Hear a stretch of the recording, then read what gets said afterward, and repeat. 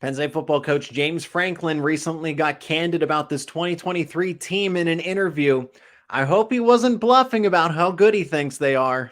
You are Locked On Nittany Lions, your daily podcast on the Penn State Nittany Lions. Part of the Locked On Podcast Network, your team every day. Hey, thanks so much for making Locked On Nittany Lions your first listen and watch every single day. We are free and available wherever you get your podcasts and on YouTube. My name is Zach Seyko. I'm your host of the show. Today's episode, yes, we're going to reflect on James Franklin's recent comments about the team in an On3 interview. It was really an insightful 12 minutes from Coach James Franklin. Talks about Drew, Olu Fashanu, both the running backs, Singleton and Allen. Talks about the defense as a whole and some players that he specifically highlighted on the defensive side of the football, but what it all means here in the first two segments. And then we're going to get some final thoughts. It's been a week, just about a little over a week has gone by, but some final thoughts about the Elite 11 camp that saw Ethan Grunkemeyer, who just committed the day before and then got the Elite 11 finals invitation on just a day after. Final thoughts on that in the final segment with special guest Zane Brancefield. Of course, Locked On Nittany Lions is now your go-to podcast for Penn State rivals. Visit happyvalleyinsider.com for all the latest on Penn State football, men's basketball, all 31 varsity sports. Okay, James Franklin addressed quite a bit in just about 12 minutes with On3. Did this almost about 5 days ago here and talked about managing expectations, the noise, of course, the same questions that everybody wants to know. Drew Allar, Nicholas Singleton, Kaytron Allen, the wide receivers, just the overall flair of the offense, and then what the defense is going to do, specifically about guys like Abdul Carter. But we'll start with Drew Allar and what James fielded in terms of questions from there. James said that Drew Allar can make every single throw imaginable. And this is why I started off this episode. I hope he's not bluffing. I really hope not. He had high praise for Drew Allar. Normally he's good about giving positive feedback about his team and about his players, but he won't give credit where credit isn't due. And everything that he said about Drew, there were two things that stuck out, of course, that Drew can make any throw that you ask him to, or just about every throw. So 99% of the throws that you would like him to make. And then on top of that, he said that Drew Allar is much more mobile than people give him credit for. So does that mean that Drew is going to be involved in some option plays and some keepers? We did see it in the blue and white game. He kept it on one specific play where he got maybe about 10 yards there before the two-hand touch from the linebacker. But yes, Drew is a very mobile quarterback in terms of pocket presence. When you need straight line speed, I'm going to pick some other players in a race. Now, Drew Allar, of course, is much faster than myself, and I'm a lot faster than some other athletes. But when you're looking for a guy to tuck in and run 40-yard dash, I would trust Bo Prabula more than I would Drew Allar. And plus, I don't want to put Allar too much in harm's way. I do like the idea of quarterback sneaks. I do feel comfortable if he rolls out, tucks the football, and runs for 5 yards. So if it's a 3rd and 5, I trust Drew Allar to do that. But if you're saying, hey, it's 2nd and 15, let's drop the option play, probably not something I'm going to agree with. But that's what James Franklin shared, is that Drew is more mobile than people give him credit for. When you're talking about pocket presence, we already saw this from his freshman season. Drew is very shifty in the pocket. I like that. He's good at dodging pass rushers. He's not just a big frame where he can shake them off. He can just shoulder them off. He is able to slide and step where he needs to. And that is also a testament to his QB vision. That's why he can be more mobile, because he knows what steps to take. He doesn't just have to race around. It's not exactly Lamar Jackson, but he's not a statue either like Tom Brady and Peyton Manning. He does have some movement to him. And I think that's important, because I think we will see option quarterback keepers from Drew Allar. I think we will see quarterback sneaks. I know we are going to see Drew take off and run when the lane is there. So hopefully defenses don't put a quarterback spy on him and they underestimate that. But more importantly, he can make all the throws that you need him to, or James Franklin said just about all of them. So that is obviously more important, because James also went on to say that Drew is a typical NFL pocket passer quarterback. Typical NFL quarterback. I like that. I hope that's the case. I hope if everything goes right, Drew Allar is the starter for 2 years. He's a first-round pick, and he's off, and then it's Bo Prabula, or, I'm not going to count out Jackson Smolik and Ethan Grunkemeyer in this case, but the idea is to have Drew start this year, next year, go off to the NFL as a first-round pick. Okay, on to the running backs, and of course, James doesn't need to say a lot about Nicholas Singleton and Kaytron Allen. Of course, he reiterated the fact, something that the everydayers know on this podcast, is that Nicholas Singleton, we've always dubbed him as the home run hitter. I mean, everybody has, right? The guy that had over 1,000 yards rushing, over 6 yards per carry.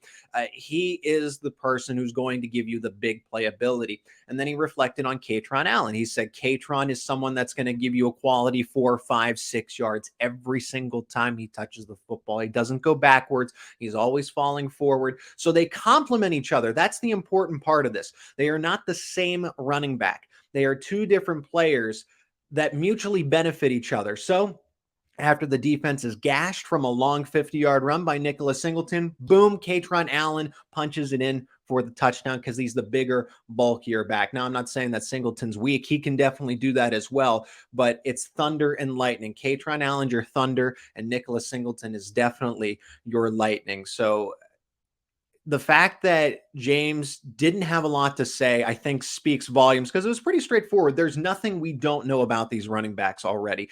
They need to be in the Heisman conversation. The way that the On3 host framed it was that these guys should be in the Heisman conversation, that you have two Heisman candidates. And I'm glad I want to start the Heisman campaign for both Singleton and Allen, not just one or the other, both of them, because they are capable of each getting over 1,000 yards rushing. I think both of them could end up with 20 touchdowns together, maybe something like Kaytron Allen has 12 and Singleton has 8. But I think between the two of them, they can combine for 2,000 rushing yards at least and 20 touchdowns, period. I think that's a good stat line, or at least a good projection for both of them. Now, there is a question mark at wide receiver, because going back to James Franklin's point about Drew Allar, he has a lot of help around him. He said the reason that he thinks Drew Allar will be able to succeed is because they have a chance to be, this is almost a direct quote, they have a chance to be better at running back. That's true, because these good players are just getting older. They have a chance to be better at offensive line. They have a chance to be better at tight end. And all of that is true, but he hesitated at wide receiver. Once again, we're back to wide receiver. He said that it's a question mark at wide receiver, that he saw some good things in spring, but there's still some more left to be said. Again, we go back to the everydayers know this, that we're here when we were talking about the wide receiver specifically. He only highlighted Keandre Lambert-Smith. He didn't really name Amari Evans. He did single out Trey Wallace again, but he's, like I said, he's giving compliments to people that deserve it. So it is telling when James Franklin's silent about something, that something's not right. But when he is hyping them up to the media or just in these interviews, that's important as well. So question marks still remain at wide receiver based on the spring. But then tight end. Okay, so not many people are talking enough about the tight end room, because Brenton Strange goes off to the NFL. He was a second-round pick. And that is a huge loss in talent, especially with what Brenton Strange did as a blocker. Now, he was the safety blanket for Sean Clifford, but as a blocker, he was basically a sixth offensive lineman. Now you turn to Theo Johnson and Tyler Warren. These guys are veterans. They've been with the program for quite some time. Theo Johnson, we've been waiting on his breakout for quite a bit of time. Now, both of them have been unavailable for the spring. I don't know specific reasons, but here's what we do know, that the tight end room had bumps and bruises. And at the beginning, he said Theo Johnson and Tyler Warren, Coach Franklin said this, that they were dealing with some bumps and bruises. So there was also that in the media. Theo Johnson's assault charges, well, they're no longer assault charges. They've been dropped to a misdemeanor. So I guess that is good in terms of avoiding a suspension. Maybe there is some disciplinary action here. Maybe there was in the spring. You just kind of have to follow the timeline along with what happened with Theo Johnson and, punching some guy at a party. It has been downgraded to a misdemeanor because they called it a mutual altercation, a mutual fight. But with that being said, we're looking at better prospects for Theo Johnson's on-field availability. So Johnson, of course, you're better pass catcher. Tyler Warren can do the same. I think he's got flypaper hands, but Warren is a better blocker than Johnson is. So those two can complement each other, but it's not just about them. It's about the fact that Jerry Cross has improved. It's the fact that Khalil Dinkins was dominating winter workouts without Johnson and Warren being available from what it seems. And then what can the freshmen bring? Andrew Raplia, Joey Schlaffer, Matthias Barnwell, Mega Barnwell, those guys have talent too. They have 2 4-stars and a 3-star here, and Barnwell is considered by some to be the best. The takeaway here is the depth is exceptional. They are exceptional. I feel comfortable in a case if Khalil Dinkins has to play more football, if Jerry Cross ends up seeing some more opportunities, and then the freshman is particularly Raplia because he was ranked as a top 10 tight end very consistently. I think Theo is a breakout candidate. That's according to the national media. You talk to anyone around Penn State, they love Tyler Warren as a breakout candidate. Dinkins and Cross shined in winter workouts, and then the freshmen have all the potential in the world. So James Franklin had a lot of positive things to say. That's why I hope you're not bluffing, Coach, because this team is setting up really nicely for the 2023 season. Now, that was the offense. What about the defense for Penn State? Let's talk about James Franklin's thoughts on them, plus Olu Fashanu specifically. We'll go to him and then the defense. First, let's hear a word from our sponsor of the show, and that is Built. Are you looking for a delicious snack, but you don't want all the sugar and calories? Then you got to try the best tasting protein bar ever, and that is Built. You got to try this. If you're like me, where you want to make healthier snack choices, but you don't want to compromise on taste, I've got just the thing for you. Built Bars and Built Puffs. Built Bars are healthy and they taste amazing. Seriously, they're so amazing, you're not going to think they're good for you. You've got to try this. What makes Built Bars so good? Well, for starters, they're covered in 100% real dark chocolate. That is right, real chocolate, and they come in unbelievably tasty flavors: churro, peanut butter brownie, and cookies and cream. I'm not sure how Built does it, but these bars taste like a candy bar while maintaining amazing macros. And what's even better is that they are healthy for you. Only 130 calories, 4 grams of sugar, and a whopping 17 grams of protein. And now you don't need to wait around anymore to get a box. For years, we've been saying go to Built.com to get your Built Bars, but now you can still get your specialty flavors at Built.com, but you can get Built Bars at your local Walmart or your local Sam's Club. That is right. Run to the pharmacy section at your local Walmart and grab yourself a box of Built Bars. You can pick up a 4-bar box of cookies and cream, double chocolate bar, a coconut puff, and if you're by a Sam's Club, run in and grab yourself a 13-bar box with hit flavors like brownie batter puff and churro puff. You can thank me later. And once again, thanks so much for making Locked On Nittany Lions your first listen and watch every single day. Appreciate the everydayers who come here and support the podcast wherever you listen to them or on YouTube. Thanks so much. Offer some feedback in the comment section as well. And Penn State Rivals has made Locked On Nittany Lions your go-to podcast. Visit happyvalleyinsider.com for all the latest for Penn State athletics. Grateful to be in a partnership with them. James Franklin gave that recent interview, 12 minutes of honestly a lot of insight into the team, because I also thought it was important in the fact that he detailed how they are planning for the season. Okay. And we'll talk about Olu Fashanu and the defense in a second, but this team, the way that they prepare, of course, he said, West Virginia, West Virginia, West Virginia, West Virginia. And that's why I said it's candid. It was such a candid interview. He said that, yes, everything's about West Virginia, but we've already started to plan for the first 4 opponents. This is nothing new, of course, right? It's nothing new. It's not like they woke up one day, Manny Diaz, James, and Mike Yurcich looked around at each other and said, let's plan a little bit further out. But they already have, it sounds like, the official game plans for 4 of the opponents and some stuff for Ohio State and Michigan, because of course that was asked. What the Michigan and Ohio State are the mountains. How are you going to get over them? Okay. The Big Ten East and the SEC West are by far the best divisions in college football. James Franklin agrees with me. I agree with him. That's definitely the case. And you gotta be competitive. Big Ten East has sent someone almost every single time, other than Wisconsin, out of the Big Ten West. There really hasn't been anybody else that's been relevant from that side of the division. It's always been Penn State, Ohio State, mainly Ohio State and Michigan. Of course, I hate saying that, but Penn State's been in there as well. Michigan State has been competitive, to say the least. And it's really only been Wisconsin on the other side. So the Big Ten East is one of the best divisions, if not the best division in all of college football, alongside the Big Ten West. But I thought that was important, talking about preparation for the season, and that it's all West Virginia, but the first 4 games seem to have a solidified plan. At least they're 95% of the way there, and then they'll keep working up the schedule. Olu Fashanu, this is, of course, why the offensive line has a, quote, chance to be better, according to Coach Franklin.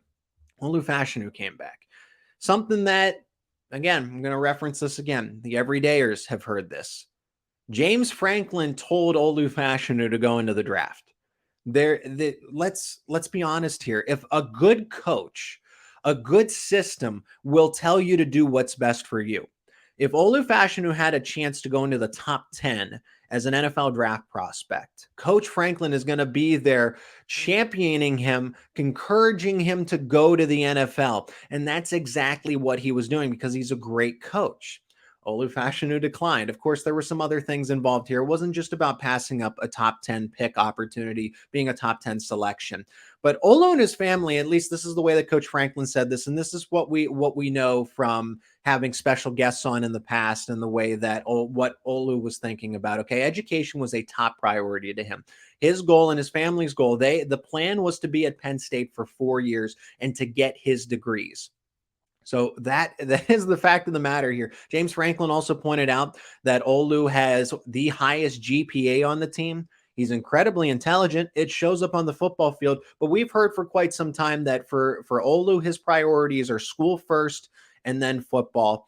And it shows. He's staying at Penn State for at least one more year. I think this will be his final year, and then he will go into the 2024 NFL draft. But that shows a lot about a player who cares about his personal advancement, of course, what he can do for the Penn State football team. So according to James, their minds were made up. Olu and his family, their minds were made up that he was going to stay at Penn State. Also, something that factored in here, when Olu was making this decision, he was just 20 years old. Just 20 years old. I know the NFL is of course getting younger. You see prospects going in as young as 20, but that was something that was important to them. That Olu at the age of 20 may not have been ready from a maturity standpoint to step into the NFL and wanted that extra year of college. But I think the biggest part of it was his finishing his degree and then going off to the NFL. People say it all the time. Coaches say it. You won't have football forever. So it's always important to have something else along your side. And then the defense. Okay, so what is the defense bringing to the table? Well, James says there's so many people on this defense that he doesn't want to name them, because then, as he said, the players are going to get, well, they're going to get mad at him because coach, how could you leave me off the list? And I totally get where they're coming from. So so he let On3 name some of the players that they were going to talk about, but he did bring up Chop Robinson. Of course, Kalen King was mentioned. The question was structured around Abdul Carter and what Carter's going to do wearing that number 11, being the face of this defense. But you can't forget about Kalen King. You can't forget about Chop Robinson. James Franklin also brought up Curtis Jacobs, that if you're going to talk about Abdul Carter, don't forget who's right next to him, and that is Curtis Jacobs. So this is a solid linebacker group that Penn State has. And here is the ultimate takeaway. James kept going back to the fact that there were so many players on this defense. Yeah, you're going to have your 11 starters, but it's the fact that he mentioned how much depth there was, that there were just so many players. And he said specifically, it is the best team in memory when it comes to defense of how many players there are available. That's a testament to the recruiting class of 2023. And just to name a few guys who are probably going to be contributing as true freshmen, I think Elliott Washington will. I think Dakari Nelson could. I think Tamir Robinson and Tony Rojas will play as linebackers, and Jameel Lyons. Those are just some of the names. There are, of course, many others, and I hope they see this, they listen to this. They're going to say, well, he didn't name me. And it's honestly, it's not to be disrespectful. There's a lot of you. There really are. And James made that a point, that this defense is chock full of talent. They are going to race all over the field. The most important part of this is the depth, because you're going to have bumps and bruises. You're going to have injuries, and you're going to have those guys, some of which enrolled early and got that extra step. So now that they've been with the team for about 6-7 months now, Penn State is in a good spot defensively. Another year of Manny Diaz as the defensive coordinator. There's not going to be so much of a learning curve. You're looking at a football team that has a young quarterback with all the potential in the world. Again, what Coach Franklin said, can be better at running back, offensive line, tight end, the defense, too many names that you can't even name them, and the best group in memory. That sounds like a lot of promise. Coach, I hope you're not bluffing about this team because it's going to make the 2023 season all that more exciting. And with that being said, some more final thoughts on the Elite 11 camp. Again, just a little over a week ago, Ethan Grunkemeyer made his commitment to Penn State and got that Elite 11 finals invitation on the spot after the local regional held in State College. Let's talk about those final thoughts with Zane Brancefield here in the final segment. This is the Locked On Nittany Lions podcast. I am Zach Seyko, your host, and I'm joined by a very special guest who's going to be helping out this show quite a bit for the foreseeable future, and that is Zane Brancefield. Zane was at the Elite 11 camp. He's a student with Penn State Altoona. He's going to eventually make it to Penn State main campus, but he's fully entrenched in the media field just like all of us. Zane, it's great to have you on the show for the first time. Thank you, Zach. I appreciate it. Yeah, absolutely. So you were at the Elite 11 Northeast Regional as well with me. We were scouting Ethan Grunkemeyer. We were scouting a variety of quarterbacks, of course, given that it was a quarterback camp, right? But particularly for yourself, we set up with a plan to particularly scout Grunkemeyer. So you did a lot of that work. I kind of floated around from spot to spot, taking in a bunch of different quarterbacks. But you had a primary spotlight on Ethan Grunkemeyer. So what were your takeaways from seeing the Ohio native sling the football around on Sunday? Well, first of all, I was surprised. Like, we look at his things online and it says he's a 3-star recruit, and I'm out here watching him throw the ball.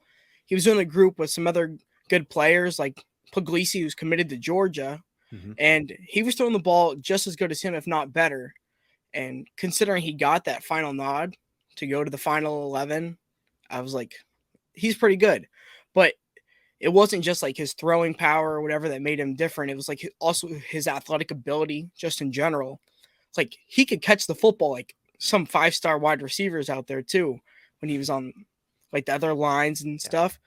But he was just naturally athletic, dodging, as you can see in our video, and he just looked really good, really polished. He didn't look like a junior in high school. Yeah, rising senior, right? Ethan, going from junior to senior, of course. And I mean, he is somebody that is listed as a pro style quarterback, but I think Ethan, he said in the interview, you and I talked to him after the Elite 11 camp, and he said, I like to see myself as being an athletic pro style quarterback. So he's not necessarily a dual threat, but he can tuck in and run. So he does have comparable traits to a Sean Clifford, to Trace McSorley even. Trace McSorley was more of your natural dual threat because that's just what he did. He was a tough player. And Sean Clifford could have been more of a dual threat quarterback, but they wanted to keep him in the pocket. And that's just the way that Penn State does things now with its quarterbacks, with James Franklin and Mike Yurcich kind of adapting this offense to more of a different style. Joe Moorhead and Ricky Ronnie had a different philosophy. And here Mike Yurcich is more interested in having a pro-style quarterback sit back in the pocket, dissect defenses, rather than putting him sometimes in harm's way. And it showed at times with the way that McSorley and Clifford would get banged up, and it would kind of limit the capacity they could be utilized in. But Ethan does have that in his back pocket if he wants to run. I particularly like the drills where he would roll out of the pocket. They'd simulate it, right? They'd throw a bag at him or have a coach come at him as basically a pass rusher, and they would try to get these quarterbacks to roll out and see how they would throw on the run. And Ethan did very well in those drills. Like you said, you hit it right on the head. He looked really good in all the drills. He looked athletic. And like he talked with us afterwards, like you said in the interview, he said he was a pro-style quarterback and he wanted to be able to do what he could. And you mentioned like Mike Yurcich, like runs a different style. And he said he likes that. And he wants to be able to fit in that Penn State lineup and be able to be in the locker room with guys like Drew Allar and Bo Prabula and Jackson.